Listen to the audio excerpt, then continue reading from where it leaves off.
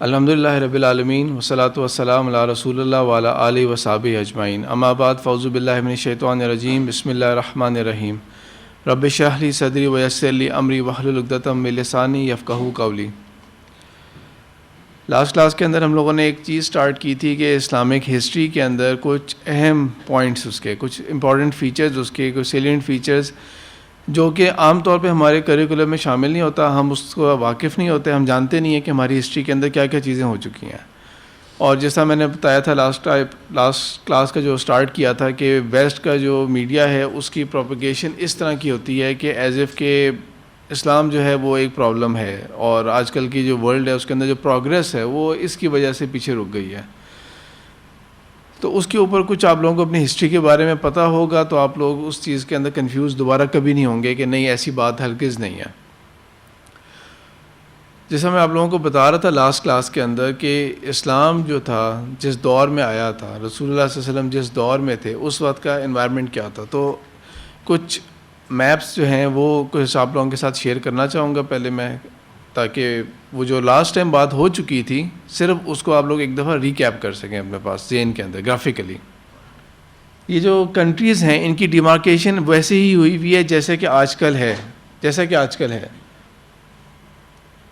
اب اس کے اندر میں نے جس طرح لاسٹ ٹائم بتایا تھا آپ لوگوں کو کہ مسلم ایکسپینشن کس طرح ہوئی تھی، رسول اللہ صلی اللہ علیہ وسلم کے دور تک کیا ہوا تھا کہ جو عرب تھا، سعودی عرب نام نہیں تھا کسی بھی کنٹری کا، سعودی عرب جو ہے یہ ریسنٹ نام رکھا گیا ہے، یہ زیادہ پرانی بات نہیں ہے۔ جب یہ کرنٹ جو حکمران ہے سعودی عرب کے، یہ جب بادشاہت آئی تھی یہاں پہ تو انہوں نے اس کا نام ری نیم کیا تھا، ادروائز اس کا نام عرب ہی ہوتا تھا، اور عرب کا مطلب یہ ہوتا ہے وہ ہوتا ہے ڈیزرٹ کو کہتے ہیں۔ یہ ایک ایسی لینڈ تھی جس کے اندر کوئی انٹرسٹ ہی نہیں لیتا تھا۔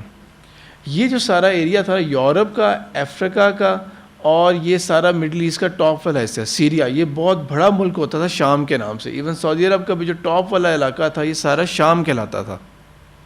آج کل کا سیریا تو چھوٹا سا ہے، اور وہ بھی کافی زیادہ جو ریسنٹ جو سول وار کی وجہ سے بہت زیادہ کرائسس کے اندر ہے، ادروائز سائز کے حساب سے بھی وہ چھوٹا ہے۔ تو شام کا جو علاقہ تھا وہ بہت بڑا تھا۔ پھر یہ عرب کا علاقہ، یہ سارا جو ایریا جو میں پہلے آپ کو بتایا، یہ سارا ایریا، یہ سارا کا سارا جو تھا یہ رومن امپائر تھا، اور وہ کرسچن تھا۔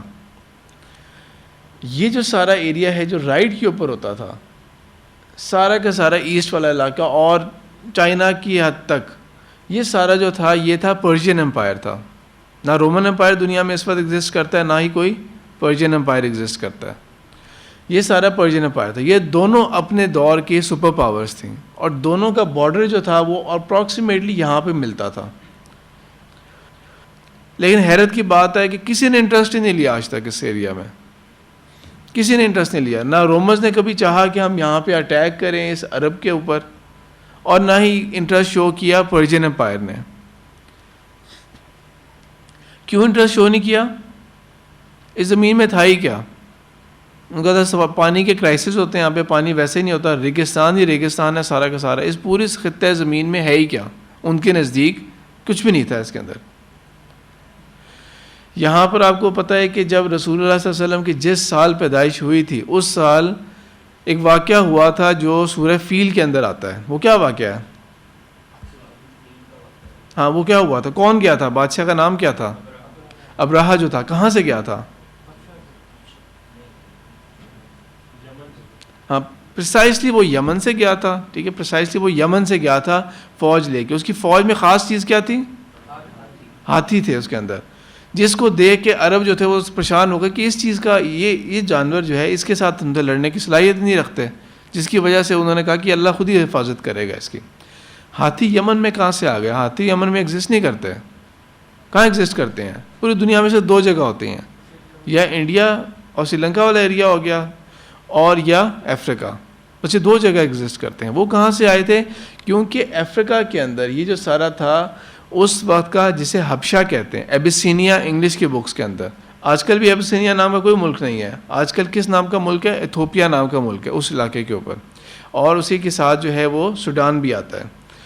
تو اس علاقے کے اندر رومنز کا انفلوئنس تھا۔ رومنز ڈائریکٹ یہاں پہ حکومت نہیں کرتے تھے، ان کا آپ سمجھ لیں کہ بہت کلوز ایلائی ایک کرسچن بادشاہ تھا جو حکومت کرتا تھا۔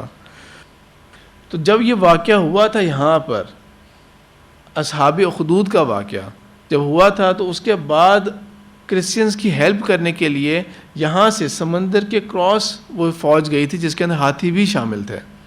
اور اس کے بعد یمن جو تھا اور یہ نجران کا علاقہ جو نیچے تھا، یہ بھی سارا کا سارا عیسائی تھا. آپ لوگوں نے قرآن کے اندر سورہ آل عمران کے اندر واقعہ پڑھ لیا جو مسلمانوں کا ہوا تھا مکالمہ عیسائیوں سے. نجران کے عیسائی آئے تھے، پڑھ لیا ہوگا نا آپ لوگوں نے. نجران کے عیسائی آئے تھے. تو نجران کا علاقہ کون سا ہوتا تھا؟ یہ جو لوور پارٹ ہے سعودی عرب کا اور یمن والا علاقہ، اس علاقے کے اندر کرسچنز آباد تھے، عرب کرسچنز. تو یہ آئے تھے رسول اللہ صلی اللہ علیہ وسلم کے بعد. مکہ مدینہ ادھر ایگزسٹ کرتے ہیں، اور طائف بالکل مکہ کے ساتھ ہی ہے. جس طرح مری جو ہے وہ اسلام آباد کے اگر آپ ایریل ویو دیکھیں تو بالکل پاس ہے، جانے میں دیر کیوں لگتی ہے، پہاڑی علاقہ ہے صرف. اس طرح طائف کا بھی معاملہ ہے کہ وہ بالکل پاس ہی ہے. لاسٹ ٹائم میں نے آپ کو جبل سور کے بارے میں بتایا تھا کہ وہ اتنی اونچی پہاڑی ہے کہ دوسری طرف سے طائف نظر آنا شروع ہو جاتا ہے، دوسری اپوزٹ سائڈ کے اوپر. تو وہ کافی کلوز ہیں. یہ میپ تھا ورلڈ کا. اور جس طرح میں بتا رہا ہوں کہ نہ رومنز نے کبھی انٹرسٹ شو کیا، نہ پرشین نے انٹرسٹ شو کیا کہ اس کے اوپر ہم اٹیک کریں. ابراہا نے کیوں انٹرسٹ شو کیا تھا؟ کیونکہ وہ یہ چاہ رہا تھا کہ جو اکنامک ایکٹیویٹی مکہ میں ہونی شروع ہو گئی ہے کعبے کی وجہ سے، وہ ایکٹیویٹی کہاں ہو؟ میرے پاس ہو. اور اس نے کیا بنایا تھا؟ اس نے ایک اپنی عمارت تعمیر کروائی تھی، جو آج کل کے یمن میں، اب تو خیر یمن کے بھی برے حالات ہیں سول وار کی وجہ سے، جو آج کل کے یمن میں پھر ایک گاربیج ڈمپ بن گیا تھا. ایک طرح کا اس نے اپنی ایک عمارت تعمیر کرائی تھی کہ جس طرح کعبہ ہے اس طرح یہ ایک عمارت ہے. لیکن ادھر لوگوں کا رجحان نہیں ہوا. اس نے کہا میں اس کو ڈیمالش کروں گا تو یہاں پہ کام چلے گا میرا، اکنامک ریزنس کی وجہ سے اس نے کیا. تو خیر بہرحال رسول اللہ صلی اللہ علیہ وسلم اس زمانے میں جب یہاں پر اسلام کے انہوں نے دعوت تبلیغ دی، آپ صلی اللہ علیہ وسلم کے سفر جو ہیں وہ بہت ہی کم ہے. وہ صرف ایک ان کا جو ایک بچپن میں سفر کیا تھا اپنے چچا کے ساتھ، شام کے علاقے گئے تھے. اس کے علاوہ تو آپ صلی اللہ علیہ وسلم نے سفر نہیں کیا تھا. اور جو غزوات ہوئی تھیں بس اسی کا ہی سفر تھا. ادروائز یہ سارا جو علاقہ ہے کہ یہ یمن اور یہ سیریا اور یہ جو رومن امپائر اور پرشین امپائر، یہاں وزٹ کرنا، ان کے بڑے لوگوں سے ملنا، یہ آپ صلی اللہ علیہ وسلم کے ہوا ہی نہیں، یہ واقعہ ہی نہیں پیش آیا ایسے. تو بہرحال جب اسلام یہاں سے پھیلنا شروع ہوا تھا تو عرب کے اندر جس سپیڈ کے ساتھ پھیلا تھا، اور رسول اللہ صلی اللہ علیہ وسلم کی جو کرسچن کیلنڈر کے حساب سے جو وصال کا سال تھا وہ 632 تھا، 632. تو اب یہاں پہ آپ لوگ دیکھیں، اب یہاں سے میں آپ کو ایکسپینڈ کرتا ہوں. یہ دیکھیں، یہ سٹارٹنگ ایریا تھا، یہ آ گیا 632 رسول اللہ صلی اللہ علیہ وسلم کے دور تک. یہ حضرت ابو بکر صدیق کے دور تک یہ اسلام یہاں تک پھیل گیا تھا جو آپ کو ابھی نظر آ رہا ہے. پھر اس کے اندر آپ دیکھیں کہ یہ جو آگے کے جب ایکسپینشن ہو رہی ہے، اب یہ حضرت عمر بن خطاب رضی اللہ تعالیٰ عنہ کے دور تک یہ ایکسپینشن ہوتی رہی تھی. حضرت عمر بن خطاب رضی اللہ تعالیٰ عنہ کا دور جو تھا وہ 10 سال کا تھا تقریباً. اس 10 سال کے عرصے کے بعد اب یہ جو ایکسپینشن نظر آ رہی ہے حضرت عثمان رضی اللہ تعالیٰ عنہ کے دور میں، جہاں پہ پاکستان کی حد تک بھی چلا گیا تھا، افغانستان کی حد تک بھی آ گیا تھا، اور ادھر آپ دیکھیں کہ موروکو اور افریقہ کے اینڈ ٹچ کر لیا تھا. یہ کتنی ایکسپینشن کتنے سالوں میں ہوئی ہے؟ جو یہ اس والے پہلے میپ کے حساب سے 632 سے 655 تک، 632 سے 655 تک صرف کتنے سال؟ 23 ایئرس.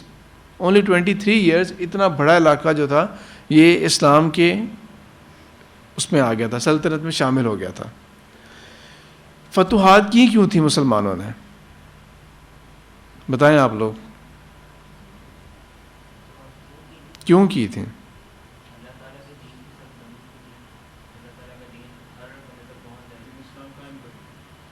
اس دور کو پہلے امیجن کریں آپ لوگ، تاکہ اس چیز کو پھر انڈرسٹینڈ کر سکتے ہیں کہ یہ ایسا ہوا کیوں تھا. اس دور کے اندر کیا ہوتا تھا کہ جو بادشاہ ہوتے تھے ان کا ایک مذہب بھی ہوتا تھا، اور کچھ بادشاہ تو ایسے بھی ہوتے تھے کہ جن کے اندر ان کے مذہب کے اندر جو بادشاہ ہوتا تھا وہ ایک خدا کا روپ بھی ہوتا تھا، جیسا فرعون کے ہاں بھی ہوتا تھا. ان کے ہاں بہت سارے خدا تھے، بہت سارے خداؤں کے نام تھے. تو ان میں سے ایک وہ بھی سمجھتے تھے کہ جو کرنٹ بادشاہ ہوگا وہ بھی رب ہوتا ہے، وہ بھی ایک رول ہوتا ہے اس کا، رب. تو عوام جتنی بھی ہوگی اس کے اندر ریلیجس ٹالرنس نہیں ہوتی تھی اس دور کے اندر، کہ آپ ٹھیک ہے ملک تو کرسچن ہے لیکن باقی آپ جو مرضی پریکٹس کرتے رہیں، اپنے ریلیجن کو فالو جس طرح مرضی کریں، ایسے اس چیز کی اجازت ہی نہیں ہوتی تھی. تو اسلام جب پھیلا ہے تو اسلام کی جو دعوت تھی وہ نمبر 1 یہ کہ اسلام جو ہے وہ باقی مذاہب کی طرح نہیں ہے. اسلام جو ہے وہ ایک دین کی شکل ہے. دین کے اندر کیا کیا شامل ہے؟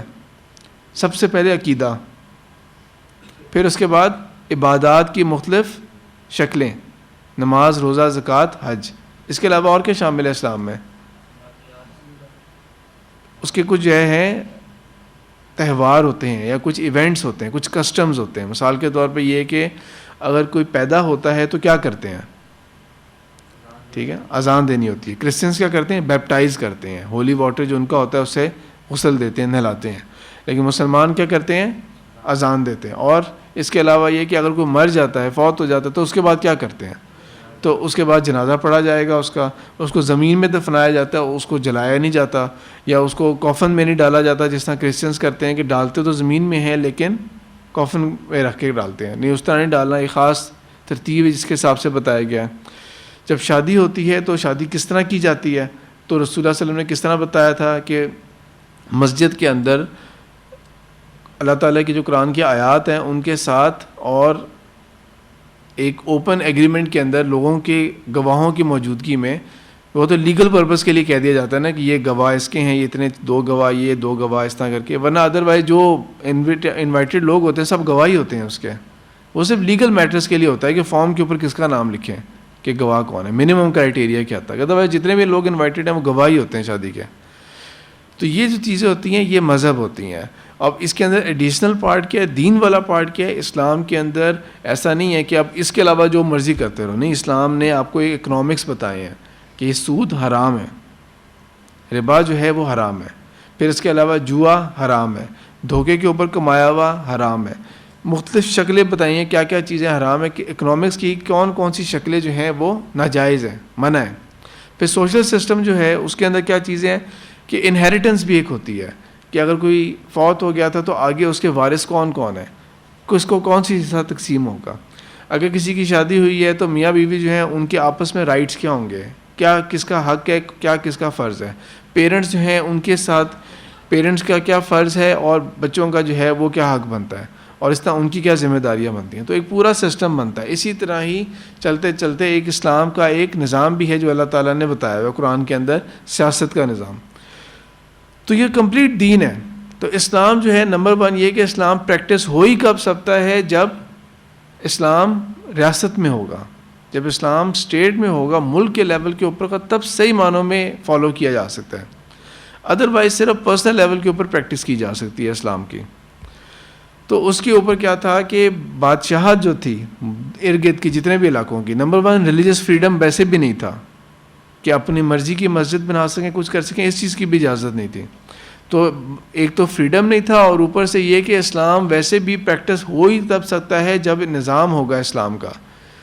تو اس لیے مسلمانوں نے یہاں پر ارد گرد کے علاقوں کے اوپر فتح حاصل کرنی شروع کر دی. جنگیں ہوئی تھیں، فتح حاصل کرنی شروع کی تاکہ لوگوں کو اس غلامی سے نکالیں جس کے اندر وہ تھے.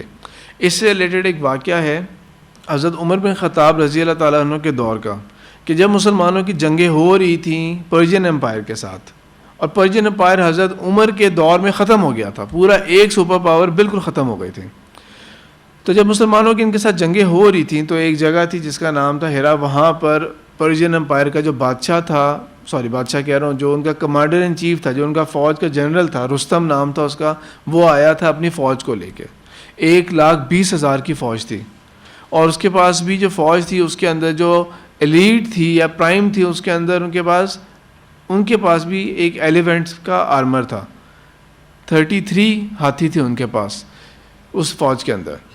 سعد بن ابی وقاص رضی اللہ تعالیٰ عنہ یہ انچارج تھے اس وقت مسلمانوں کی اس ڈویژن کے جو پرشین کے ساتھ لڑے تھے اس علاقے میں. انہوں نے حضرت عمر کو لکھا، کیونکہ حضرت عمر نے ان کو کہا ہوا تھا کہ مسلسل آپ نے مجھے اپڈیٹ کرتے رہنا ہے. تو انہوں نے اس طرح یہ مینشن کیا تھا کہ کیا کیا تیاری کر کے آ رہے. مسلمان چند ہزار تھے اس کے مقابلے میں، 1,20,000 وہ، اور ان کے پاس فلی آرمرڈ بھی تھے، اور مسلمان اس تعداد نہیں تھے کیونکہ مسلمان دونوں سے لڑ رہے تھے، ایک وقت میں دونوں سپر پاور سے لڑ رہے تھے. تو حضرت عمر نے کہا کہ اللہ کے اوپر توکل کرے، بالکل ڈرنے کی ضرورت نہیں ہے کہ وہ کیا تیاریاں کر رہے ہیں کیا نہیں تیاریاں کر رہے ہیں. اللہ کے اوپر ہمارا توکل ہے، ہمارا وسائل کے اوپر نہیں ہے. تو رستم کے ساتھ جب بالکل جنگ کی معاملہ قریب ہوا تھا تو رستم نے سعد بن ابی وقاص رضی اللہ تعالیٰ عنہ کو پیغام بھیجا کہ اپنے کسی بندے کو بھیجیں، میرے پاس کسی بندے کو بھیجیں جو مجھ سے بات کر سکے اس معاملے میں. تو سعد بن ابی وقاص جو تھے انہوں نے ربیع بن عامر کو بھیجا تھا کہ یہ جائیں میری طرف سے بات کریں. انہوں نے کہا آپ کون؟ جب آئے تو رستم نے کچھ زیادہ اکنالج نہیں کیا کہ آپ مسلمانوں کے لیڈر. اس نے کہا نہیں، میں مسلمانوں کا ایک عام بندہ ہوں. تو اس کے اوپر اس نے کوئی پسند نہیں کیا تھا. وہ اپنے تھرون کے اوپر بیٹھا ہوا تھا، ایک سونے کا بنا ہوا ایک اس کا تھرون سا تھا اور کارپیٹس لگے ہوئے تھے جس طرح کیمپ کیے جاتے تھے. تو وہ بادشاہ جو کمانڈر ہوتا تھا اس کا بالکل ایک شاہانہ طریقے سے کیمپ ہوتا تھا. یہ آئے آرام سے بالکل جب ملنے کے لیے آئے تھے ربیع بن عامر تو بالکل ایک سادگی کے ساتھ آئے تھے. ان کے ساتھ اپنا ہتھیار اور وہ چیزیں بھی تھیں. آئے ہیں، انہوں نے گھوڑا اپنا کھڑا کیا ہے، اتر کے سیدھا آئے ہیں اس کے کارپیٹ کے اوپر چلتے ہوئے اور آ کے زمین پہ بیٹھ گئے ہیں اور کہہ دیا کہ ہم تمہارے ان چیزوں کے اوپر بیٹھنا پسند نہیں کرتے. اور رستم نے یہ نوٹ کیا کہ اس بندے نے کوئی انٹرسٹ شو نہیں کیا، اس نے کوئی اس طرح نہیں کیا کہ کتنا خوبصورت کارپیٹ ہے یا سونے کا جو بنا ہوا میرا تھرون ہے اس کے اوپر کوئی نظر نہیں ڈالی یا لباس کے اوپر نہیں نظر ڈالی. اپنا جو نیزہ تھا وہ زمین میں مارا اور زمین میں مار کے بیٹھ گئے. پھر اس کے بعد رستم نے ان سے بات چیت شروع کی کہ کیا ضرورت کیا ہے تم لوگوں کو، مطالبہ کیا ہے تم لوگوں کا، جنگ کرنے آئے ہو نا، مطالبہ کیا ہے. انہوں نے مطالبہ پیش کر دیا کہ ہمارا مطالبہ کیا ہے، اسلام کا مطالبہ ہے. رستم نے کہا کہ کیا تم لوگوں کو کیا چیز بائی کرے گی؟ سونا چاہیے تو سونا میں تمہیں دے دیتا ہوں، تمہیں کوئی اور اگر چیز چاہیے، ویلتھ چاہیے تو وہ میں تمہیں دے دیتا ہوں. تو ربیع بن عامر جو تھے انہوں نے کہا کہ ہم تو اصل میں اللہ کی طرف سے بھیجے گئے ہیں، ہم خود تو نہیں آئے، ہم اللہ کی طرف سے بھیجے گئے ہیں تاکہ لوگوں کو تم لوگوں کی غلامی سے نکال کے اور جہالت کے اندھیروں سے نکال کے اسلام کی روشنی کی طرف لے جائیں اور صرف اللہ کی غلامی کے نیچے لے کے جائیں.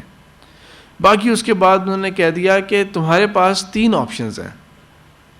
ایک کیا آپشن ہے، یا تو اسلام قبول کر لو تو ہم بالکل تمہیں چھوڑ دیں گے، تم رہو یہاں پہ، اسلام کا قانون تم نے نافذ کرنا ہے، باقی تم بادشاہ رہو، تم اگر آرمی چیف ہو تو تم آرمی چیف رہو گے، تمہاری تمام جو چیزیں وہ انٹیکٹ رہیں گی، ہم اس کو تمہیں اس چیز سے معزول نہیں کریں گے کہ ٹھیک ہے تم جونیئر ہو گئے ہو اب تم سائڈ پہ ہو جاؤ، تمہاری تمام چیزیں انٹیکٹ رہیں گی. دوسرا آپشن کیا ہے تمہارے پاس کہ اگر تم اسلام قبول نہیں کرتے تو نظام لا جو ہوگا وہ اسلام کا آئے گا، تم یہاں پہ جزیہ دو گے، تم رہ سکتے ہو، تمہارا جو بھی ریلیجن تم اسی ریلیجن کو انٹیکٹ رکھ سکتے ہو، جزیہ دو گے جو ایک نان مسلمس کے اوپر ٹیکس ہوا کرتا تھا. اور اس کے ساتھ ساتھ یہ کہ اگر تمہیں یہ دونوں بھی قبول نہیں ہے تو پھر جنگ فیصلہ کرے گی ہمارے اور تمہارے درمیان.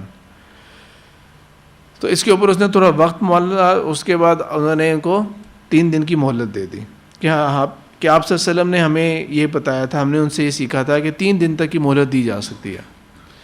اگلے دن رستم نے دوبارہ سعد بن ابی وقاص کو یہ پیغام بھجوایا کہ وہ جو بندہ آیا تھا نا کل اس کو دوبارہ بھیجیں، اور اپنے جو ایڈوائزرز تھے ان کو یہ کہہ دیا کہ یہ بندہ آیا تھا اس کے اندر بڑی دانش اور بڑی حکمت تھی اس کے اندر، اور میں نے یہ دیکھا ہے کہ اس کی چال میں اور اس کے چلنے میں اور اس کی بات چیت میں نا کوئی دنیا کا لالچ شامل نہیں تھا، اس کو کوئی لالچ نہیں تھا کسی چیز کا، اس کو کوئی چیز اٹریکٹ نہیں کی تھی.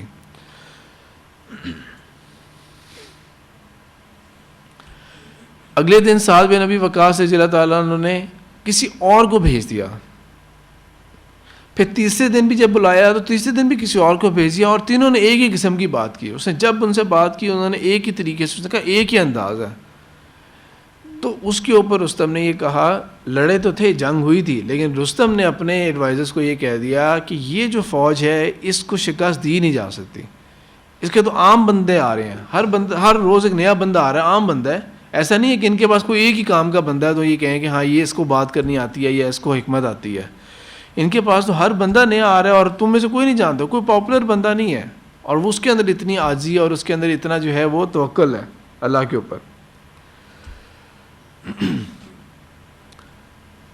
ساتھ ساتھ جو ہے اب دوسری طرف بھی ایک اور بات بھی بتا دیتا ہوں آپ کو. حضرت عمر کے ہی دور کے اندر جب یہ جزیہ کا جو معاملہ ہوتا تھا تو جزیہ کا جو رول ہوتا تھا، سمپل رول، وہ یہ ہوتا تھا کہ مائنورٹیز کے اوپر یہ ٹیکس لگتا تھا، غلام نہیں بلکہ آزاد مرد کے اوپر، صرف آزاد مردوں کے اوپر، نان مسلم مردوں کے اوپر یہ ٹیکس لگتا تھا depending on their economic condition. Yemen کے علاقے میں کچھ اور ٹیکس ہوتا تھا، سیریا کے شام کے علاقے میں کچھ اور ہوتا تھا، ڈپینڈنگ آن کہ ان کے حالات کیا ہوتے تھے. تو اس کے اوپر ایک واقعہ ہوا تھا کہ عبید اللہ بن جرح رضی اللہ تعالیٰ عنہ جو تھے، جو شام کے علاقے کے کچھ حد تک گورنر بھی رہے ہوئے اور مسلمانوں کے کمانڈر بھی تھے. تو ایک وقت رومنز بہت بڑی فوج لے کے آئے تھے. شام کا جو ٹاپ والا علاقہ تھا یہ زیادہ تر کرسچنز ہی لوگ تھے، جن کو کاپٹک کرسچنز کہا جاتا ہے. آج کل بھی یہ کرسچن جو اس علاقے میں پائے جاتے ہیں، جس طرح لیبنان کے اندر کرسچنز ہیں، یہ وہی لوگ ہیں جو عرب ہیں اور نسل در نسل کرسچن چلے آ رہے ہیں. یہ ہوئے نہیں، اسلام میں آئی نہیں ہے. تو ان سے مسلمانوں نے جزیہ لیا ہوا تھا. جب رومنز بہت بڑی فوج لے کے آئے اور مسلمانوں نے ایک اسٹریٹجک پوزیشن اختیار کرنی تھی کہ ایک ایسی جگہ سے جا کے ڈیفینس کرنا تھا کہ جہاں پہ دوبارہ شکست نہ ہو سکے، تو تھوڑا سا ریٹریٹ کرنا تھا، پیچھے تھوڑا سا علاقہ واپس چھوڑنا تھا، اور ایک ایسی جگہ کے اوپر بیٹل لائن ڈرا کرنی تھی تاکہ وہاں پر رہ کے مسلمان جو ہیں وہ آرام سے رومنز کا مقابلہ کر سکیں. ایک اسٹریٹجک پوائنٹ کے اوپر جہاں پہ پانی بھی ہو، جہاں پہ ڈیفینس کے لیے کوئی نیچرل کنڈیشنز فیوریبل ہو. تو اس سال کیا کیا حضرت عبید اللہ بن جرح نے کہ حکم دیا کہ جو جزیہ ہم نے اس سال کا کلیکٹ کیا تھا وہ سارا ان لوگوں میں واپس لوٹا دو. تو اسی طرح کیا گیا. لوگوں کو پتہ لگا کہ کیا ہو رہا ہے، کیا معاملہ کیا ہے. تو انہوں نے کہہ دیا کہ اس طرح جو ہے ہم لوگ تم سے کیوں لیتے ہیں ٹیکس. وجہ کیا ہے؟ وجہ یہ ہے کہ تم لوگوں کو پروٹیکٹ کرنا ہوتا ہے، تم لوگوں کو حفاظت دینی ہوتی ہے. ہم نے وہ پروٹیکشن ہم نہیں کر پا رہے کیونکہ رومنز آ رہے ہیں، ہم ریٹریٹ کر رہے ہیں. اگر اللہ نے ہماری مدد کی اور ہم نے چاہا تو جو ہمارا تمہارا معاہدہ ہوا ہے وہ پھر برقرار رہے گا کہ اگر ہم لوگ فاتح ہو گئے. ورنہ ادروائز ابھی ہم لوگ، کیونکہ ابھی ایٹ دس مومنٹ ہم اس پوزیشن میں نہیں ہے کہ تمہیں پروٹیکٹ کر سکیں، تو تمہیں واپس کر دیا گیا. رومنز کون تھے؟ کرسچنز تھے. یہ جو علاقے میں رہنے والے لوگ تھے جو کاپٹکس تھے، یہ کون تھے؟ یہ بھی کرسچنز تھے. ان لوگوں نے عبید اللہ بن جرح کو کیا دعا دی کہ ہم اپنے رب سے، ان کا رب کون؟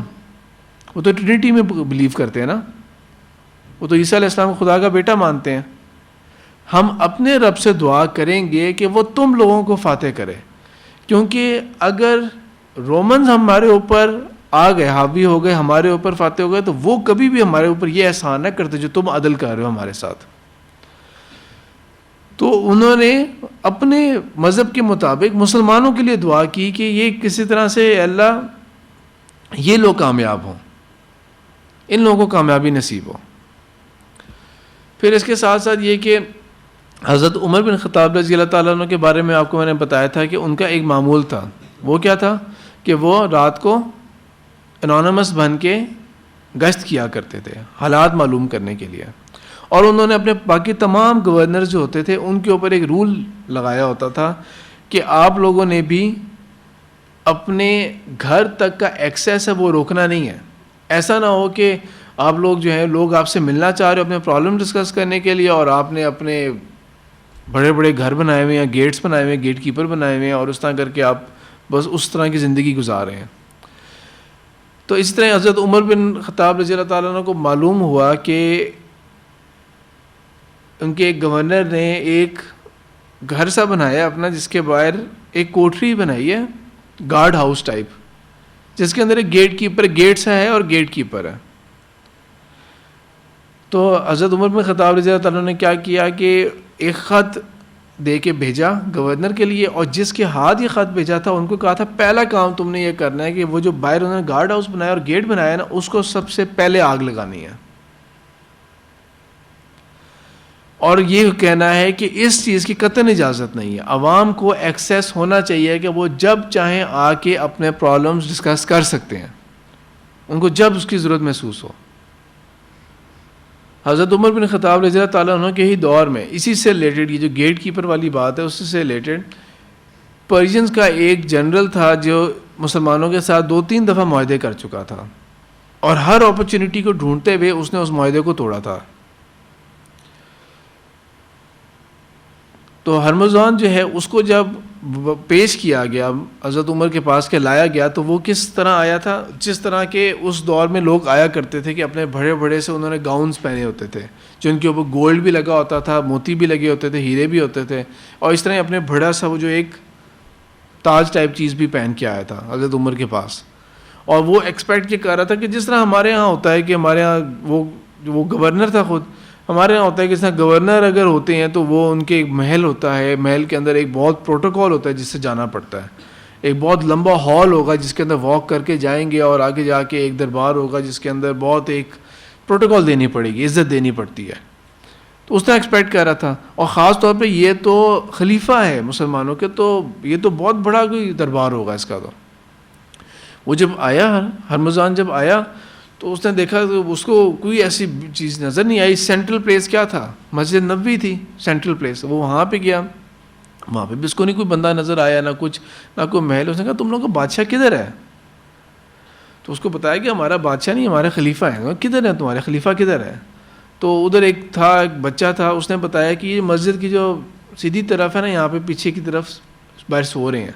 تو اس نے جا کے دیکھا کہ وہ جس طرح ایک گاؤن پہنا جاتا ہے نا, جیسا آپ نے دیکھا ہوگا یہ سعودی بھی پہنتے ہیں, گاؤن پہنتے ہیں ایک طرح کا, اس طرح کا ایک گاؤن سا تھا جس کو حضرت عمر نے لپیٹ کے تکیا بنا کے اس کے اوپر سو رہے تھے. تو وہ آ کے جب پاس کھڑا ہو کے دیکھا, اس نے کہا یہ خلیفہ ہیں؟ انہوں نے کہا یہ خلیفہ ہے ہمارے. کہ اس کی گارڈز کدھر ہیں ان کے؟ وہ چیزیں کہتے ہیں ان کے کوئی ہمارے کوئی گارڈز نہیں ہوتے. جب یہ بات ہوئی تو حضرت عمر کی اس چیز کے اوپر آنکھ کھل گئی کہ کیا بات کیا ہو رہی ہے اور کس طرح ڈسٹربنس کی وجہ سے. تو اس کے اوپر جب بات ہونی شروع ہوئی تو حضرت عمر نے اس کو پہلے یہ کہا کہ پہلے تو یہ سب کچھ اتار کے آؤ, جو تم پہن کے آئے نا سب کچھ اتار کے آؤ, تب میں تم سے بات کروں گا. تو یہ مسلمانوں کا ایک لائف سٹائل ہوتا تھا, ایک سٹینڈرڈ ہوتا تھا. بیزنٹائن امپائر, جو رومن امپائر آپ کو بتایا تھا کہ اس کا ایسٹرن ونگ تھا, اس کے اندر کچھ لوگ آئے تھے حضرت عبید اللہ بن جرح رضی اللہ تعالیٰ عنہ سے ملنے کے لیے. جنگیں ہوتی رہتی تو جنگوں کے بیچ میں ظاہری بات ہے کچھ چیزیں ڈسکس کرنے کے لیے آنا پڑتا تھا. اس طرح وہ آئے ملنے کے لیے, انہوں نے معلوم کیا تم لوگوں کا کون ہے, اس علاقے کا گورنر اور کمانڈر کون ہے. تو انہوں نے بتایا وہ بیٹھا ہوا جو زمین کے اوپر. تو اس نے دیکھا کہ وہ زمین کے اوپر بیٹھے ہوئے ہیں اور ان کے پاس اپنا وہ کمان اور وہ اسلحہ تھا, اس کو بس صاف وغیرہ کر رہے ہیں. تو آ کے پوچھا کہ تم ہو یہاں کے لیڈر؟ کہا ہاں میں یہاں کا ریجنل لیڈر ہوں. تو انہوں نے کہا معاملہ کیا ہے, یہ سارا معاملہ کیا ہے؟ تو انہوں نے کہا کہ نہیں, ہم لوگ مٹی پہ بیٹھتے ہیں, مٹی پر ہی سوتے ہیں, مٹی میں ہی ہم لوگوں نے رہنا ہوتا ہے, یہی ہمارا گھر ہے. اور یہاں پر بیٹھنے سے, مٹی پر سونے پہ, مٹی میں رہنے سے اللہ کے نظر میں ہماری کوئی عزت کم نہیں ہوتی, بلکہ اللہ کے نظر میں ہمارا ریوارڈ اور بڑھتا ہے. حضرت عمر بن خطاب رضی اللہ تعالیٰ عنہ حضرت عبید اللہ بن جرح سے کہا انہوں نے, جب یہ سیریا کے دورے کے اوپر گئے تھے. حضرت عمر دورہ بھی, صوبوں کا بھی دورہ کیا کرتے تھے جس طرح میں لاسٹ ٹائم بتایا تھا, اور حضرت علی بن طالب رضی اللہ تعالیٰ عنہ کو اپنی جگہ نائب بنا کے جایا کرتے تھے کہ میری ایبسنس میں جو لوکل میٹر جتنے بھی ہیں وہ سارے آپ نے ہینڈل کرنے ہیں, کیونکہ ہر چیز کا, ہر قسم کا خط, ہر چیز جو تھی, ہر میسیج, ہر پیغامبر جو ہوتا تھا وہ مدینہ آیا کرتے تھے. اور حضرت عمر بن خطاب نے یہ بھی میک شور کیا ہوتا تھا, جو ان کی اپنی شورا ہوتی تھی, جو ایڈوائزری کونسل ہوتی تھی, یہ میک شور کیا ہوتا تھا کہ یہاں پر جو بڑے صحابہ ہیں جنہوں نے رسول اللہ صلی اللہ علیہ وسلم کے ساتھ زیادہ وقت گزارا تھا, جنہوں نے آپ صلی اللہ علیہ وسلم سے زیادہ سیکھا تھا, دین کا زیادہ علم ہے, وہ مدینہ چھوڑ کے نہ جائیں, تاکہ یہاں پہ جب بھی ہمیں کوئی نیا مشورہ کرنا پڑے ہم کر پائیں. تو حضرت عمر جب وہاں پہ گئے ہوئے تھے سیریا, تو انہوں نے سارے معاملات دیکھے, اور کچھ صحابہ سے ناراض بھی ہوئے تھے کہ یہ تم لوگوں کا جو دنیا داری والا طریقہ بنتا جا رہا ہے یہ مجھے پسند نہیں ہے. حضرت عبید اللہ بن جرح کو کہا کہ آپ مجھے اپنا گھر دکھائیں. تو انہوں نے کہا میرا گھر دیکھ کے آپ کیا کریں گے, آپ کو شاید رونا ہی آئے گا. انہوں نے کہا نہیں, میں نے پھر بھی دیکھنا ہے. وہ چلتے ہوئے گئے اس قدر خوبصورت جگہ جہاں پہ صفائی کا اتنا اچھا نظام تھا, جہاں پہ لوگوں کی خوشحالی کا بہت اچھا بندوبست تھا. چلتے چلتے بالکل ایک جھونپڑی جیسی جگہ پہ وہ لے گئے, اور حضرت عمر اندر آئے تو کہتے ہیں کہ یہ تو سارا خالی ہے, تو ہمارا سامان کدھر ہے, فرنیچر, یہ چیزیں کہاں ہیں تمہاری؟ تو چیز نظر آئی تھی, وہ کیا تھا, صرف گھوڑے کے اوپر جو رکھنے والی سیٹ ہوتی ہے, سیڈل جو ہوتا ہے, وہ ایک برتن نظر آیا تھا انہیں, اور بس اس طرح ہی ان کا ایک ہتھیار ہو, کچھ چند چیزیں اس طرح کی, باقی تو کچھ بھی نظر نہیں آیا انہیں. تو انہوں نے کہا بس یہی میرا سب کچھ ہے. تو انہوں نے کہا کھانے پینے کے لیے, تو ایک پیالے کے اندر انہوں نے روٹی کے جو ٹکڑے تھے ان کو بھگو کے رکھا ہوا تھا کہ یہ میرا کھانا ہے. تو اس کے اوپر حضرت عمر رو پڑے, نے کہا یہی میں چاہ رہا تھا کہ آپ کو یہ خام خواہ منظر دیکھ کے رونا آئے گا. حضرت عبید اللہ بن جرح ہی کے بارے میں حضرت عمر کیا کرتے تھے کہ جب پورے علاقے سے ارد گرد سے کوئی مال غنیمت یا کوئی جو جزیہ یا کوئی بھی چیز جمع ہوتی تھی نا, ہمیشہ مدینہ آیا کرتی تھی. سینٹرلائز سسٹم تھا, مدینہ آ کے یہاں سے ڈسٹریبیوشن ہوتی تھی, پھر تقسیم کیا جاتا تھا. تو گورنر, مختلف گورنرز کی طرف جب بھیجا جاتا تھا تو ان میں سے بھیجا گیا, حضرت عبید اللہ بن جرح رضی اللہ تعالیٰ عنہ کی طرف بھی بھیجا گیا. جب وہاں پہ بھیجا جاتا تھا سامان تو ان کی بیگم نے, عبید اللہ بن جرح کی بیگم نے حضرت عمر کو ایک کمپلینٹ بھیجی کہ آپ جب اپنی طرف سے سامان بھیجتے ہیں نا ہمارے لیے, ہمارے پاس جو کچھ ہے اس میں اور کمی ہوتی ہے. اب یہ بات نہیں سمجھ لگی کہ کیا مطلب کہ میں یہاں سے سامان بھیج رہا ہوں کہ اپنے علاقے میں اور اپنے لیے بھی تقسیم کر لو, اور یہ کہہ رہی ہیں کہ ہمارے لیے جو ہمارے پاس جو کچھ بھی ہے وہ اور جاتا ہے, بلکہ اور کم ہو جاتا ہے اس سے. تو انہوں نے کہا کیوں؟ تو وجہ کیا بتائی گئی؟ وجہ یہ بتائی کہ جب وہ سامان آتا ہے تو عبید اللہ بن جرح کیا کرتے ہیں, اپنے ہی گھر میں جو کپڑے اور چادریں ہوتی ہیں نا ان کو پھاڑ کے ان سے ان کے لفافے بناتے ہیں, تھیلے بناتے ہیں, تاکہ اس سامان کو لوگوں کو رکھ کے ڈسٹریبیوٹ کیا جا سکے, اور اپنے لیے کچھ بھی نہیں رکھتے. یہ مسلمانوں کا تھا, یہ ایک رول ماڈل تھے مسلمان ہمارے لیے. پھر اسی طرح کیا ایک معاملہ کیا ہوا تھا کہ مصر کے اندر, ایجپٹ کے اندر حضرت عمر کو بتایا گیا, عمر بن العاص رضی اللہ تعالیٰ عنہ نے ایک پیغام بھیجا کہ ہم نے آپ کے لیے جامع مسجد, جو بڑی مسجد ہے ہماری یہاں پہ, ہم نے اس کے پاس آپ کے لیے ایک گھر بنایا ہے تاکہ جب آپ آئیں تو آپ کے لیے ایک یہاں پہ ایک ریزورٹ ہو, رہنے کے لیے جگہ ہو. حضرت عمر نے کہا مجھے کیا ضرورت ہے اس گھر کی, اور اس پہ ناراضگی دکھائی کہ کیوں بنایا. ابھی تو آپ کو پتہ ہے نا کہ جہاں پر بھی جتنے بھی بڑے لوگ ہوتے ہیں ان کے ہر شہر کے اندر کوئی نہ کوئی جگہ ہوتی ہے, ایک سرکاری لیول کے اوپر بھی اور ذاتی لیول کے اوپر بھی. سرکاری لیول کے اوپر تو بہت بڑے بڑی چیزیں ہوں گی, بہت لیوشنگ چیزیں ہوں گی, جس طرح کہ آپ دیکھ لیں کہ کوئی بھی دیکھ لیں, پریزیڈنٹ ہاؤس دیکھ لیں, پرائم منسٹر ہاؤس دیکھ لیں. یہ بھی نہیں کہ صرف پاکستان کی بات کروں, جس مرضی ملک کا دیکھ لیں آپ, جس مرضی ملک کے جو رولرز ہیں ان کا نظام دیکھ لیں آپ لوگ, ان کے محل ہوتے ہیں کتنے بڑے بڑے اور کتنے زیادہ ہوتے ہیں, ملٹیپل قسم کے ہوتے ہیں محل. تو نے کہا مجھے کیا ضرورت ہے اس چیز کی, اور تم نے کیوں بنایا یہ میرے لیے گھر؟ تو اس کے اوپر کیا حکم دیا؟ حکم یہ دیا کہ اس کو کنورٹ کرو انٹو مارکیٹ پلیس مسلمانوں کا, تاکہ اس میں کامن فائدہ ہو. حضرت عمر نے کیا کیا تھا کہ بہت بڑے بڑے ایریاز جو تھے, بہت مختلف شہروں کے اندر مختلف ایریاز جو تھے ان کو کھلا چھوڑا ہوا تھا تاکہ وہ کامن گراؤنڈ ہو لوگوں کے لیے جانور چرانے کے لیے. پہلے زمانے میں کیا ہوا کرتا تھا کہ جو بادشاہ ہوتے تھے انہوں نے اپنے استبل, اپنے جو گھوڑے, اپنے جانور جو ہوتے تھے, یا جو گورنر یا بڑے لوگ ہوتے تھے, انہوں نے اپنے جانوروں کے لیے کیا کیا ہوتا تھا, خاص جگہ مخصوص کی ہوتی تھی. کسی عام بندے کا جانور آ گیا نا تو جانور بھی لے لیا جائے گا اور اس بندے کو بھی پنشمنٹ ملتی تھی. حضرت عمر نے کیا کیا تھا کہ گریزنگ گراؤنڈز بنائے ہوئے تھے تاکہ جانور آ کے چر لیا کریں یہاں پہ, کامن لوگ جو ہیں آ کے یہاں پہ اپنے جانوروں کو چرا لیا کریں. اس جگہ کو مینٹین رکھا جاتا تھا تاکہ جانوروں کے لیے وہاں پہ بندوبست ہو. اور حضرت عثمان نے اسی چیز کو بہت اچھی طرح سے ایکسپینڈ کیا تھا اپنے دور میں. پبلک ٹرانسپورٹ کا جو بندوبست ہے, یہ جو ایک نیڈ ہوتی ہے جو ابھی تک ہم لوگ کافی لیگ کر رہے ہیں. ابھی ہم نے جو بنایا بھی ہے جو یہ میٹرو وغیرہ, یہ ابھی بھی دیکھیں گے اکنامیکلی جو ہے یہ ایکسپینسو ہے, کافی ایکسپینسو چیز بنی ہے. باقی لوگوں کا فائدہ ضرور ہے. میس ٹرانزٹ, پبلک ٹرانسپورٹ کا بندوبست جو ہے یہ ضروری ہوتا ہے, اچھی اکانومی, اچھے ملک کے لیے یہ ضروری ہوتی ہے یہ چیزیں. حضرت عمر بن خطاب نے کیا کیا تھا؟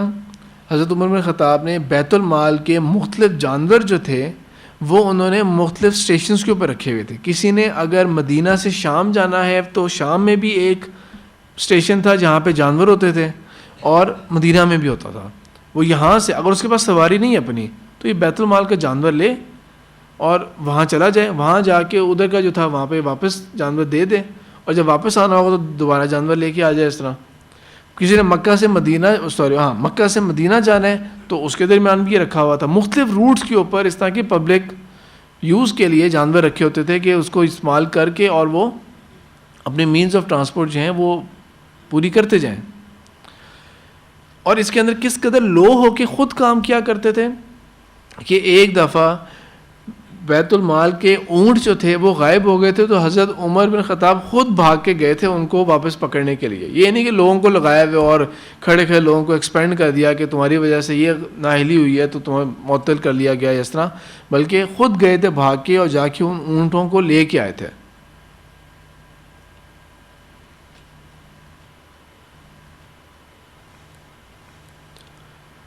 جو علاقے مسلمانوں نے فتح کیے تھے, جس طرح یہ آپ میپ میں دیکھیں, اتنا بڑا ایریا جو ہے جب مسلمانوں کا آتا گیا تھا تو یہ ہیوج کنٹریز یعنی کہ پورے کے پورے ملکوں کے ملک جو تھے وہ مسلمانوں کے ریاست کے اندر آ گئے تھے، شامل ہو گئے تھے۔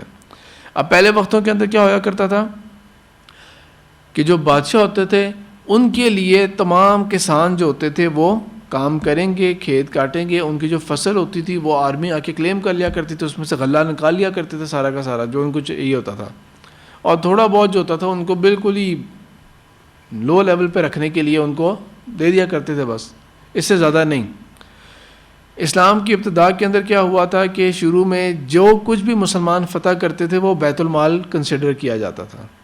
حضرت عمر نے ایک حکمت عملی یہ دکھائی اور انہوں نے یہ دیکھا کہ اگر تو یہ سارا کچھ مسلم آرمی میں تقسیم ہونا شروع ہو گیا تو اس سے حاصل کیا ہوگا کہ لوگ پہلے کس چیز کے غلام تھے، پہلے ان کے بادشاہوں کے غلام تھے، اب وہ زمینیں ان مسلمانوں کی ہو گئی تو وہ ان کے لیے کسان بن جائیں گے۔ تو حضرت عمر نے ایک لا یہ نکالا جس کے اوپر صحابہ میں سے کافیوں نے آبجیکٹ کیا تھا انیشلی، لیکن حضرت عمر نے کیا لا نکالا کہ جو at the time of war یا بیٹل، جو بیٹل گراؤنڈ میں چیزیں حاصل ہوں گی نا وہ ضرور ہے بیت المال۔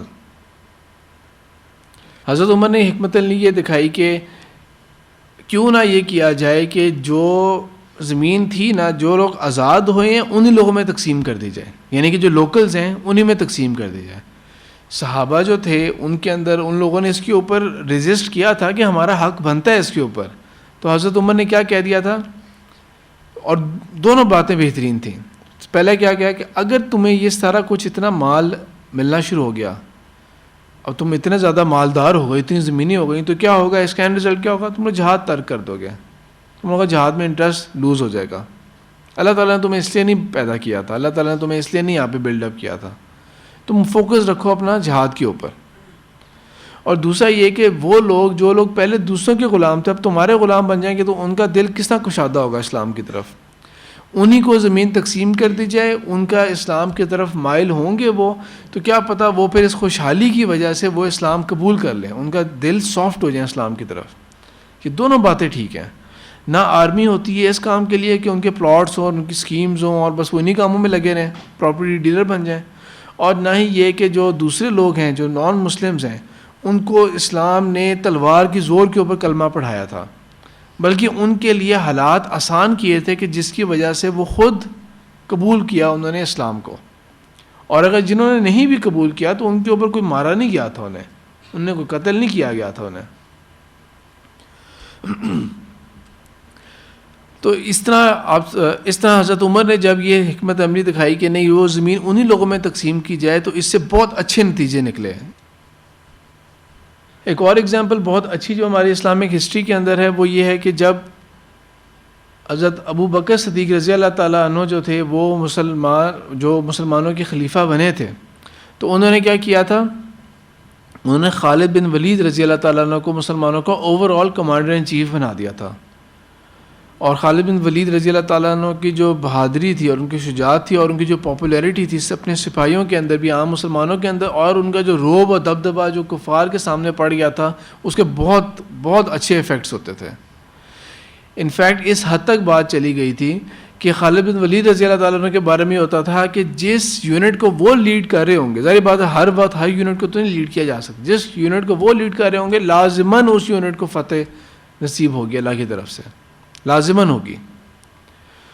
اور حضرت خالد بن ولید رضی اللہ تعالیٰ عنہ سے اگر کچھ چیزیں جلد بازی میں یا کسی چیز میں غلط ہو بھی جایا کرتی تھیں تو حضرت ابو بکر جو تھے وہ اس کے اوپر بہت نرمی دکھاتے تھے، حضرت عمر جو تھے وہ یہ چاہتے تھے کہ نہیں اسٹینڈرڈ ہمیشہ مینٹین رکھنا چاہیے، حضرت عمر کہتے تھے کہ نہیں یہ اسلام کی بہت بڑی خدمت کار ہے۔ اور رسول اللہ صلی اللہ علیہ وسلم نے کیا کہا تھا خالد بن ولید رضی اللہ تعالیٰ عنہ کے بارے میں، سیف من سیوف اللہ، کہ یہ اللہ کی تلواروں میں سے ایک تلوار ہے۔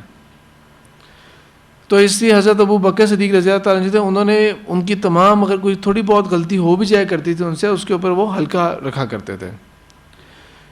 جب حضرت عمر بن خطاب رضی اللہ تعالیٰ عنہ خلیفہ بنے تھے تو انہوں نے یہ خط بھیجا تھا خالد بن ولید رضی اللہ تعالیٰ عنہ کو کہ میں اب کمانڈر ان چیف بنا رہا ہوں عبید اللہ بن جرہ رضی اللہ تعالیٰ عنہ کو، اور اسی خبر کے ساتھ ابھی مسلمانوں کو ایک بہت بڑی جنگ ہونے والی تھی رومنز کے ساتھ، تو حضرت عمر کا جب یہ خط آیا تھا اس خط میں دو باتیں تھیں. ایک حضرت ابو بکر صدیق رضی اللہ تعالیٰ عنہ کی وفات کا ذکر تھا کہ وہ فوت ہو گئے ہیں. نئی بیعت کا ذکر تھا کہ حضرت عمر بن خطاب رضی اللہ تعالیٰ عنہ کے اوپر تمام مسلمانوں نے مدینہ میں بیعت کی ہے اور ارد گرد کے علاقے گورنر جتنے بھی ہیں ان تمام کو یہ حکم ہے کہ وہ بھی بیعت کریں. دوسرا حضرت عمر نے یہ کہہ دیا کہ عبید اللہ بن جرح جو ہیں وہ اب آپ کی جگہ جنرل ہوں گے. خالد بن ولید رضی اللہ تعالیٰ عنہ نے جب یہ خط پڑھا تھا یہ بالکل ایو تھی کہ اگلے دن مسلمانوں کی رومنس کے ساتھ جنگ ہونی تھی. انہوں نے بہت بڑی حکمت عملی کیا دکھائی. دو ایموشنل باتیں تھیں اس کے اندر. ایک حضرت ابو بکر صدیق فوت ہو گئے ہیں, یہ بہت بڑی بات تھی مسلمانوں کے لیے. اور دوسری چیز کیا تھی؟ دوسری چیز یہ تھی کہ آپ اب کمانڈر ان چیف نہیں ہیں. تو ایک پرسنل لیول کے اوپر رہتے ہوئے انسان ہونے کے ناطے انسان کے اندر حسد بھی آ سکتا ہے, انسان کے اندر غصہ بھی آ سکتا ہے, انسان کے اندر یہ بھی فیلنگ آ سکتی ہے کہ کیوں میں نے کیا غلطی کی ہے, بغاوت بھی آ سکتی ہے, ان طرح کی تمام فیلنگز پیدا ہو سکتی ہیں. اللہ کے فضل سے دونوں میں سے کوئی ایک چیز بھی ایسی نہیں ہوئی کہ انہوں نے اپنی پوری آرمی کے اوپر یہ امپریشن نہیں دیا کہ مجھے ایسا کوئی خط ملا جس میں اتنی بڑی خبر آئی ہے. مسلمان لڑے اور مسلمانوں کو جب نصیب ہو گئی فتح تو اس کے بعد انہوں نے یہ ڈسکلوز کیا کہ حضرت ابو بکر جو ہیں وہ فوت ہو گئے ہیں اس طرح. اور حضرت عبید اللہ بن جرح کو کہہ دیا کہ اب آپ آ جائیں کمانڈر ان چیف اور میں اب آپ کے انڈر ایک نارمل سپاہی ہوں. اب امیجن کریں, یہ ہو سکتا ہے کہ آج کل کے دور کے اندر ہم یہ امیجن کریں کہ کوئی بھی جنرل جو ہوگا اس کو یہ کہا جائے کہ آپ کو ہم ڈی گریڈ کر رہے ہیں, نیچے لا رہے ہیں, اور نیچے سے کسی اور کو جو آپ کا جونیئر رہتا تھا اب اس کو میں اوپر لا رہا ہوں. اگر ایسا فیصلہ ہوگا تو کیا ہوگا؟ سب سے پہلے تو آرمی کو کر دے گی, سب سے پہلے تو فوج آ جائے گی. اور دوسرا یہ کہ ہوگا کیا, وہ استعفیٰ دے دے گا جنرل. یہ میری پرائیڈ یا میری ڈگنیٹی یا میرے ایگو کے خلاف ہے, یہ سیلف رسپیکٹ ہے میری. میں نہیں یہ کر سکتا کہ جس چیز کو میں لیڈ کر رہا تھا اب میں کہوں کہ میں اس کے اندر آئی ول بی لیڈ, دوسرے کو اور مجھے اس کے بارے میں بتائے گا کہ میں نے کیا کرنا ہے کیا نہیں کرنا, اور میرا جونیئر مجھے کرے گا. نہیں, یہ تو میں نہیں کر سکتا. یہ دنیا کی کسی آرمی میں نہیں اس طرح ہونے والا.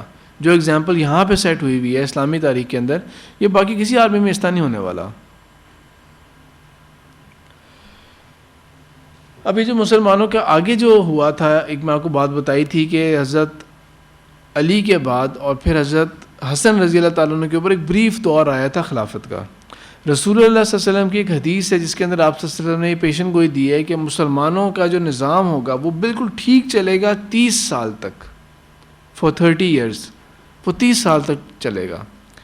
وہ 30 سال کس طرح بنتے ہیں؟ وہ 30 سال بنتے ہیں کہ حضرت ابو بکر صدیق رضی اللہ تعالیٰ عنہ کی خلافت تقریباً 2 سال, تقریباً 10 سال حضرت عمر بن خطاب رضی اللہ تعالیٰ عنہ کی خلافت, پھر تقریباً 12 سال کے قریب حضرت عثمان رضی اللہ تعالیٰ عنہ کی خلافت, تقریباً 4 سال حضرت علی رضی اللہ تعالیٰ عنہ کی خلافت, اور تقریباً 6 مہینے بنتے ہیں, 7 مہینے بنتے ہیں حضرت حسن بن علی رضی اللہ تعالیٰ عنہ کی خلافت کے. حضرت حسن کے دور کو شامل کرتے ہیں تو 30 سال پورے ہوتے ہیں. تو یہ خلافت راشدہ کا جو تو آپ صلی اللہ علیہ وسلم نے کہا تھا یہ 30 سال تک یہ رہے گا. اس کے بعد کیا ہو گیا تھا؟ اس کے بعد مسلمان جو تھے وہ ایک طرح کی ٹائٹل خلافت کا ہی رہا تھا, امیر المومنین ہی کہلاتے تھے, لیکن وہ ایک طرح کی موروثی بادشاہت ہو گئی تھی. موروثی کیا ہوتی ہے؟ جو ورثے میں مل جاتی ہے کہ بیٹے نہیں بن جانا ہے, پھر خلیفہ اگین ٹائٹل خلافت ہی ہوتا تھا. تو یہ خاندان جو تھا جس کا نام بنو امیہ تھا, اس خاندان کے اندر یہ خلافت پہ چلی گئی تھی اور اس خاندان کے اندر ہی رہی تھی, اس لیے اس کو امیت پیریڈ کہا جاتا ہے. بنو امیہ کا دور تھا یہ. لیکن بہرحال اس ایک غلطی اور ایک کمی کے بعد جس کی رسول اللہ صلی اللہ علیہ وسلم نے ایک پیشن گوئی دی تھی کہ سب سے پہلی چیز جو اٹھا لی جائے گی وہ امانت ہوگی کہ جو امین ہیں لوگ وہ صحیح جگہ کے اوپر اس کا حق ان کو ملے. جو لیڈ کرنے والے لوگ ہوں وہ لیڈ کریں جن کا حق بنتا ہے. سب سے پہلے یہ چیز اٹھا لی جائے گی. تو بنو امیہ کا دور آیا تھا, لیکن باقی خیر جو تھا وہ پھیلتا رہا تھا اسلام کا, اور اسلام بہت دور دور تک چلا گیا تھا. بنو امیہ کا ہی دور تھا جس دور میں اسلام یہاں پر بھی آیا تھا, ہندوستان کے اندر بھی آیا تھا. اور کس طرح آیا تھا؟ واقعہ کیا ہوا تھا جب اسلام یہاں پہ آیا تھا؟ محمد بن قاسم آئے تھے, لیکن واقعہ کیا ہوا تھا؟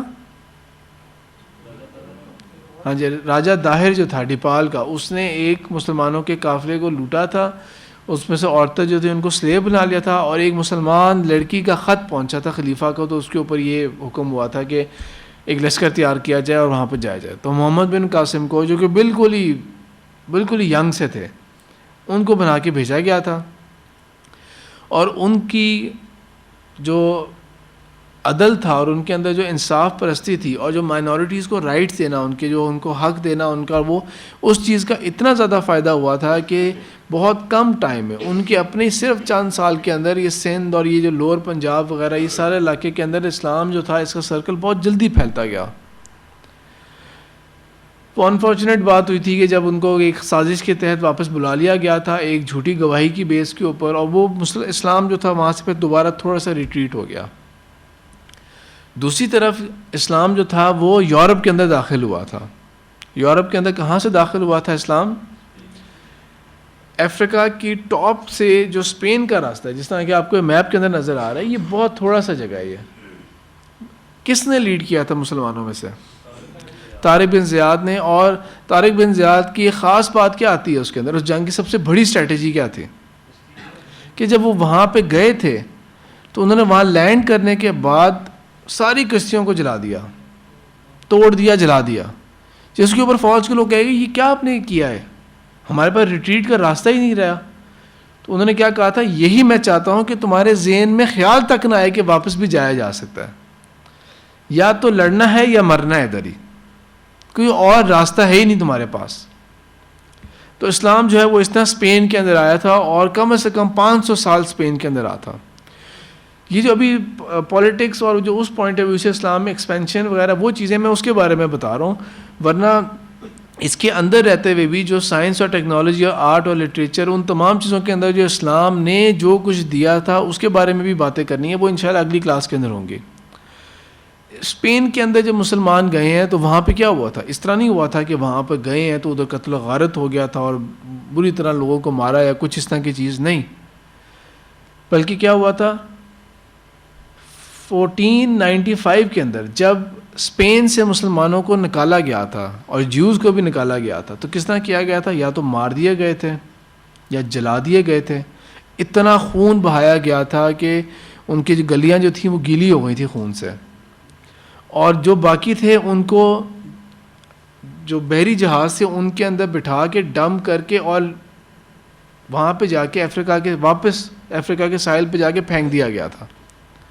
اور کوشش کی گئی تھی کہ پورے جگہ سے ہم لوگ یہاں پہ اسلام کو ختم ہی کر دیں، بس کوئی چیز بچے نہ اسلام کی. تو اسلام کو پاک کیا تھا انہوں نے اپنی طرف سے. اس کا جو لفظ استعمال کیا جاتا ہے وہ کلینلینس کے لیے کیا جاتا ہے کہ ہم نے پاک کیا، اسلام سے پاک کر دیا ہم نے اسپین کو. ایسا کوئی کام مسلمانوں نے نہیں کیا تھا جب مسلمان وہاں پہ گئے تھے، اور مائنورٹیز کو بھی رائٹ دیا تھا اور ان کو بھی حق دیا تھا. مسلمانوں کے پاس جب یروشلم آیا تھا، جو کہ میں نے پچھلے کلاس کے اندر آپ لوگوں کو بتایا تھا، حضرت عمر بن خطاب رضی اللہ تعالیٰ عنہ نے کس طرح فتح کیا تھا. تو 1095 کے اندر کلیمانٹ ایک شہر ہے فرانس کا، اس شہر کے اندر ان کا جو پوپ تھا اربن II، اس نے ایک ہلا دینے والا بیان دیا تھا، اور اس نے یہ کہا تھا کہ ہمارے جو ہولی پلیسز ہیں، ان کے ہولی پلیسز کون سے تھے؟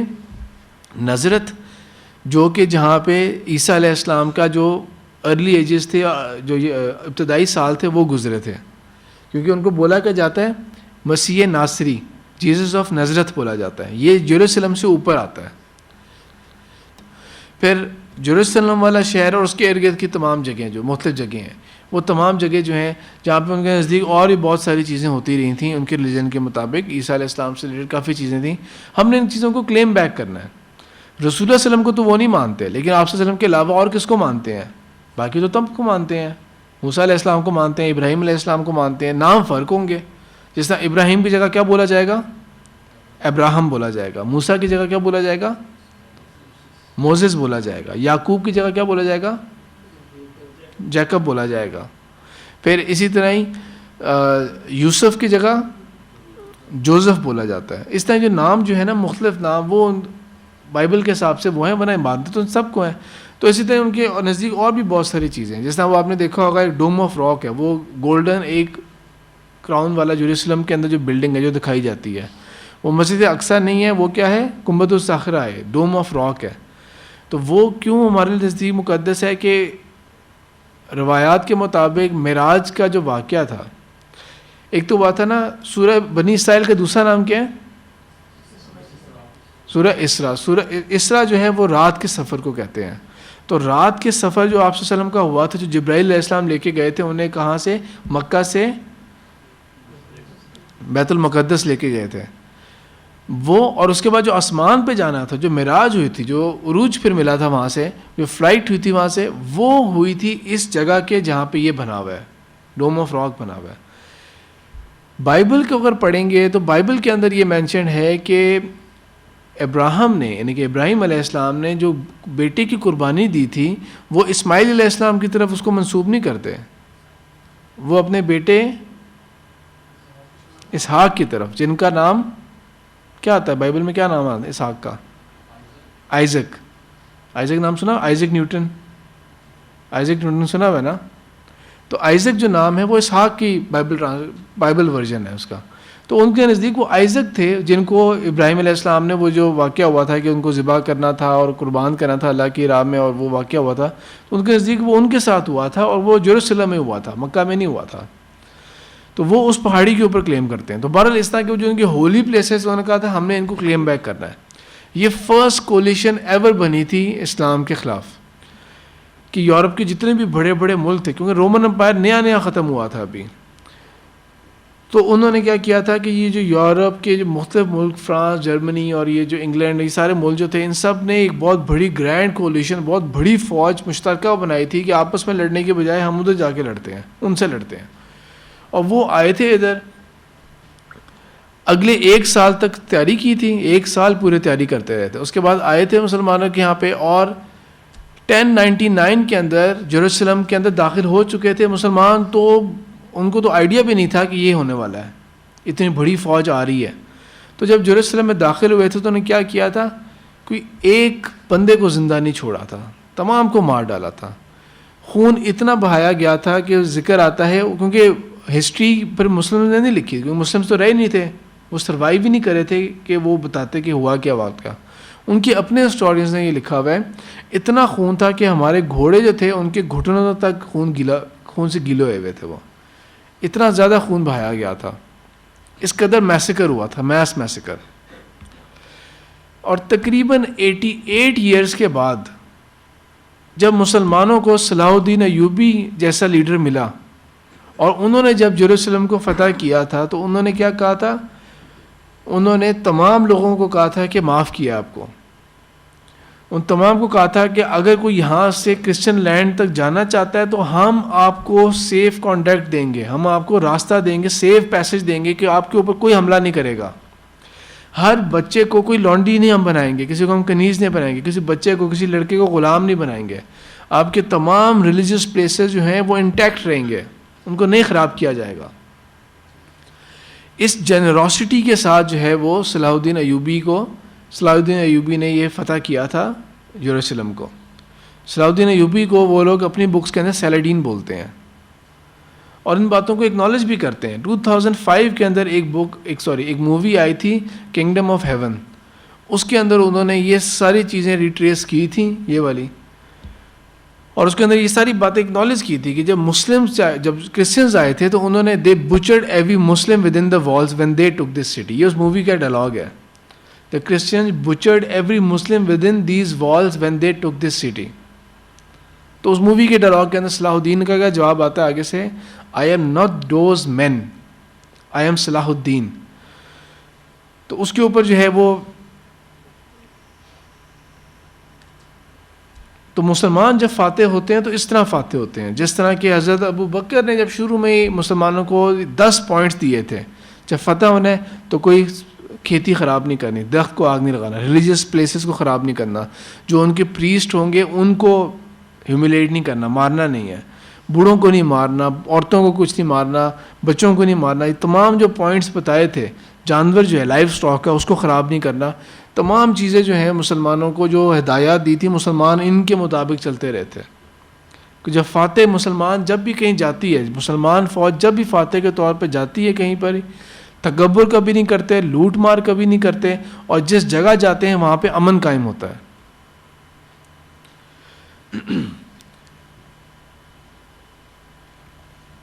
پھر میپ کے اوپر آپ دیکھیں کہ پاکستان کا جو یہ سارا علاقہ ہے، جو آدھا پاکستان اس دور میں آیا تھا، اس کے آپ دیکھیں گے رائٹ ٹاپ کے اوپر جو ہے یہ بالکل چائنا کے کنگڈم تک ٹچ کر لیا تھا مسلمانوں نے. چائنا کے کنگڈم تک گئے تھے مسلمان. اور یہ ایک بک ہے جو میں آپ لوگوں کو خاص طور پہ دکھانا چاہتا ہوں. یہ دیکھیں بک کا ٹائٹل کتنا انیوژول ہے. چائنیز کے اندر یہ لکھا ہوا ہے، دا بک آف اے گریٹ صحابی سعد بن ابی وقاص اینڈ مسلمز ان چائنا. اس کے اندر اس میں واقعہ انہوں نے مینشن کیا ہوا ہے کہ کس طرح جب سعد بن ابی وقاص رضی اللہ تعالیٰ عنہ جو تھے وہ حضرت عثمان رضی اللہ تعالیٰ عنہ کے دور میں جب وہاں پہ گئے تھے بادشاہ تک اسلام پہنچانے کے لیے، تو کس طرح ویلکم کیا گیا تھا. ایک مسجد بنانے کے لیے اجازت دی گئی تھی. اور اس بک کے مطابق یہ راستہ ہے اس قبر کا جو سعد بن ابی وقاص رضی اللہ تعالیٰ عنہ کی قبر تک جاتی ہے. چائنا میں ان کو دفنایا گیا. تو مسلمان جو تھے وہ دنیا کے بہت دور دور کونوں تک پہنچے تھے.